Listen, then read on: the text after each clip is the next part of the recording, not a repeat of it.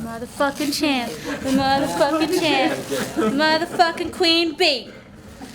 How did this experience compare to the first time?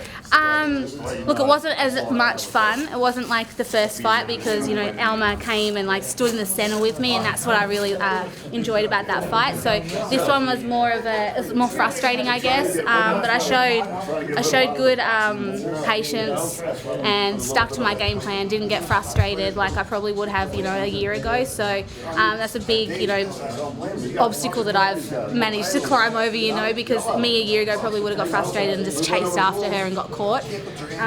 But it was still a fun fight, you know, I had fun. I did the things that I wanted to do out there.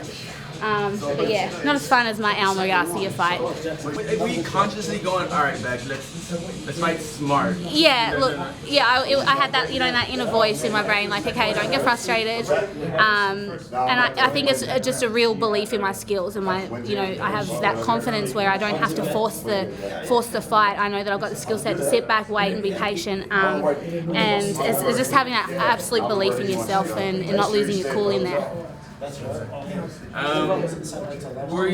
did you think about the decision? I mean, were you a little nervous, the split decision? When they said split decision, I was like, shit, like what fight were you fucking watching? But that's happened to me before, but luckily, you know, I came out victorious, so I definitely think it was unanimous, but that's just me. Obviously, I'm in there, they're seeing it from a different angle, but I definitely got the knockdown in that third or fourth round, and Dan thought it was a slip, so it is what it is, but I'm just glad that I, you know, got the win. Is that your first belt? It is. Can you show me the belt? Yeah. My first ever belt. So when I was fighting in Australia, I never went for any kind of belts. You know, at that time it was still a young sport. MMA was still very young, so I just cleaned out Australia and got signed to Invicta.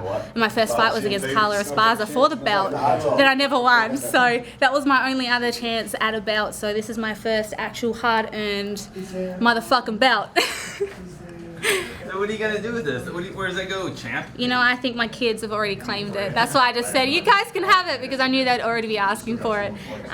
So yeah, it's gonna be alternating between their bedrooms, no doubt, and they'll probably want to take it to school. I think it probably weighs more than my youngest son, Ensign. How are you doing all this? Like training, winning, being a mother of two, like just in the grand scheme of life, you know? Like, yeah.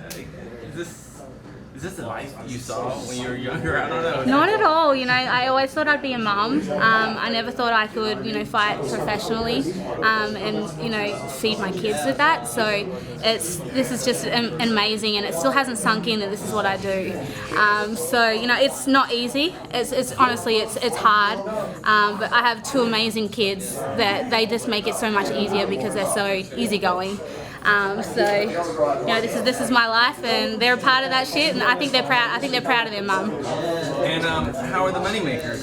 The money makers are much better this fight. I said I wouldn't throw it at the head in the clinch. Britain was actually harder to deal with in the clinch, and I didn't expect that. So I got a little swelling, but they're fine. I've come into this sport just accepting that they're going to be swollen. So I know I punch properly. I know I'm good, so I don't think I'll ever break them. But they're always going to be fat and ugly. Thank you so much.